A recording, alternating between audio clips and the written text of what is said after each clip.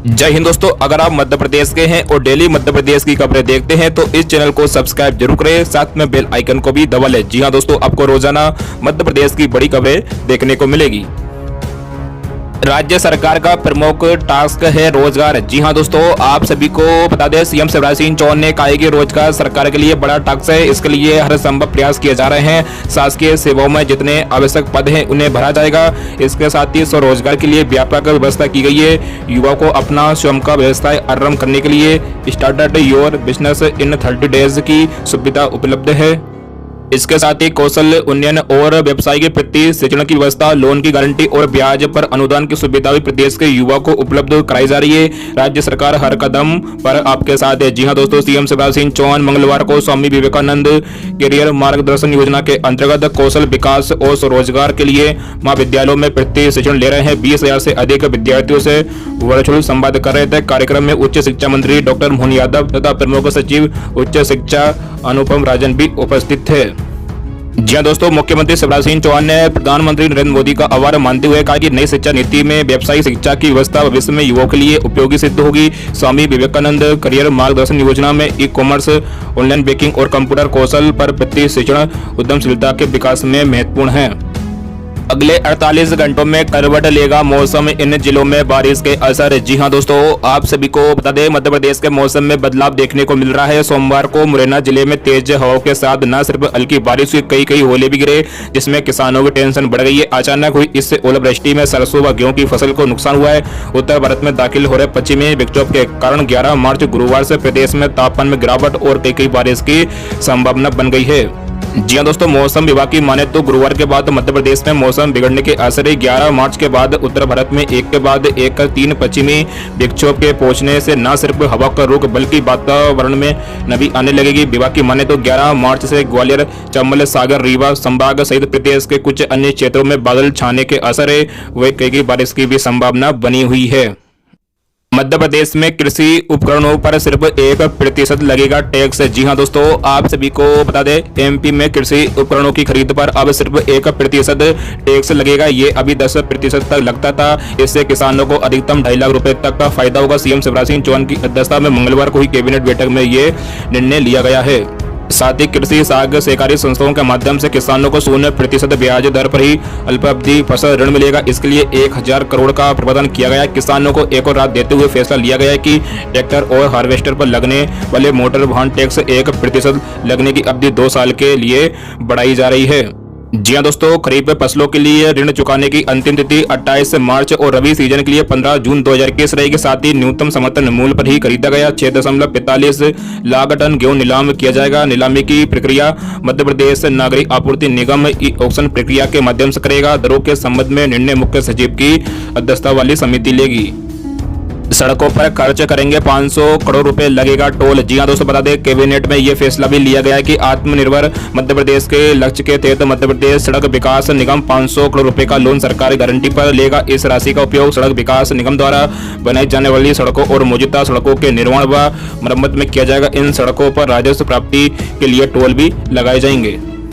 मई से शुरू होगी कॉलेजों में नए सत्र के लिए प्रवेश प्रक्रिया। जी हां दोस्तों, आप सभी को बता दें, मध्य प्रदेश के महाविद्यालय में नया सत्र के लिए एडमिशन प्रक्रिया मई महीने में शुरू होगी। कोरोना महामारी के चलते पिछले सत्र की प्रवेश प्रक्रिया दिसंबर महीने तक खत्म हो गई थी, लेकिन नए सत्र 2021 के लिए उच्च शिक्षा विभाग ने बिना किसी देरी के लिए एडमिशन प्रोसेस को चालू करने का फैसला लिया है और आने वाले मई महीने में ये प्रक्रिया चालू करने के निर्देश दिए हैं। जी हां दोस्तों, दरअसल पिछले साल कोरोना संक्रमण के चलते स्कूल कॉलेज के छात्रों को एग्जाम से लेकर प्रवेश तक में काफी विलंब झेलना पड़ा, जिसके चलते छात्रों से लेकर उनके अभिभावक तक काफी परेशान रहे। बता दें कि हर साल महाविद्यालयों में नई प्रवेश प्रक्रिया फरवरी से शुरू होकर मई महीने में खत्म हो जाती थी, पर कोविड-19 के चलते बीते सत्र की पूरे होने की प्रक्रिया दिसंबर माह तक चली। जी हां दोस्तों, बता दें, वही कुछ नामी कॉलेजों में एडमिशन जनवरी लास्ट तक पहुंचे।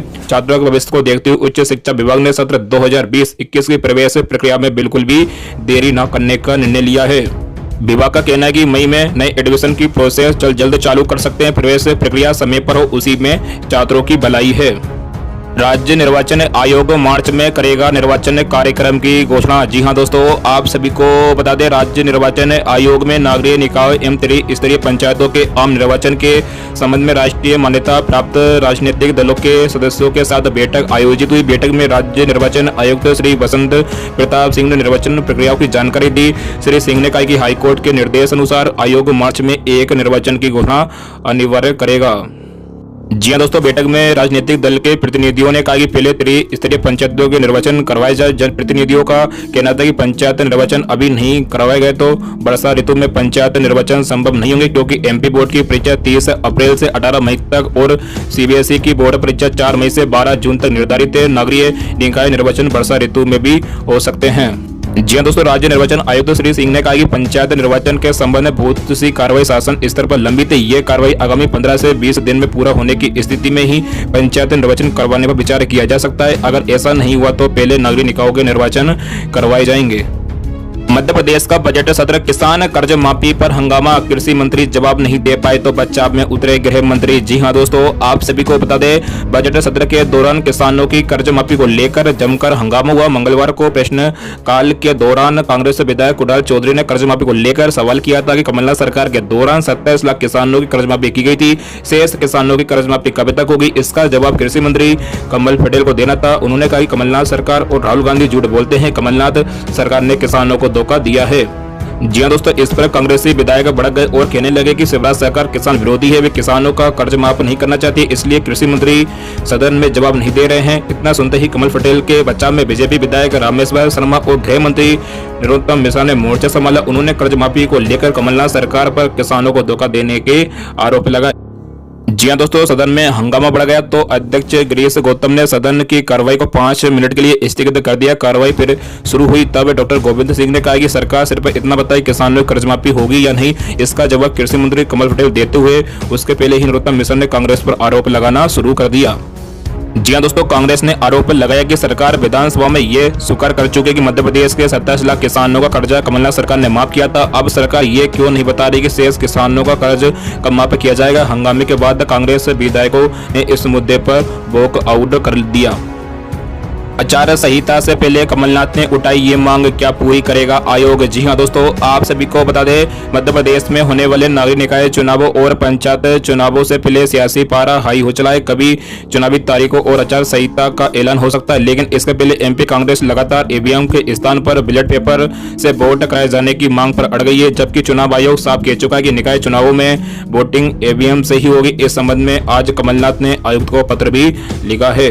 जी हां दोस्तों, सोमवार के निकाय चुनावों को लेकर दिए गए राज्य निर्वाचन आयुक्त बसंत प्रताप सिंह के बयान के बाद आज मंगलवार को पूर्व मुख्यमंत्री कमलनाथ ने राज्य निर्वाचन आयोग को पत्र लिखा है और आगामी नागरिक निकाय एवं पंचायत चुनाव में ईवीएम के स्थान पर बैलेट पेपर के उपयोग की मांग की है। उन्होंने ईवीएम से वोट कराए जाने पर निष्पक्षता और पारदर्शिता पर सवाल खड़े किए हैं। जी हां दोस्तों, ये पहला मौका नहीं है। इसके पहले कांग्रेस नेताओं के साथ पूर्व मुख्यमंत्री और राज्यसभा सांसद दिग्विजय सिंह भी राज्य निर्वाचन आयोग फौज का चुनाव के मत पत्रों से करवाने के संबंध में आयोग को ज्ञापन सौंप चुके हैं। एमपीपीएससी राज्य वन सेवा मुख्य परीक्षा का नोटिफिकेशन जारी। जी हां दोस्तों, बता दें, मध्य प्रदेश लोक सेवा आयोग ने राज्य वन सेवा की मुख्य परीक्षा 2019 के नोटिफिकेशन को जारी कर दिया है। इससे पहले आयोग द्वारा मध्य प्रदेश राज्य सेवा पुलिस परीक्षा के साथ ही राज्य वन सेवा पुलिस परीक्षा 2019 भी आयोजित की गई थी। जी हां दोस्तों, जिसके बाद अब एमपीपीएससी ने वन सेवा मुख्य परीक्षा 2019 का नोटिफिकेशन जारी किया है। इसके लिए ऑनलाइन आवेदन भरने की तारीख 12 मार्च 2021 से शुरू होगी। वही राज्य वन मुख्य सेवा परीक्षा 2019 के लिए आवेदन करने की अंतिम तिथि 27 मार्च 2021 रखी गई है। इस परीक्षा के लिए एडमिट कार्ड 8 अप्रैल से 16 अप्रैल के बीच एमपीपीएससी की ऑफिशियल वेबसाइट से डाउनलोड किया जा सकेंगे। साथ ही परीक्षा की तारीख 18 अप्रैल 2021 से रखी गई है। वीडियो को लाइक करो, ज्यादा से ज्यादा अपने मित्रों में शेयर कीजिएगा। जय हिंद, जय भारत।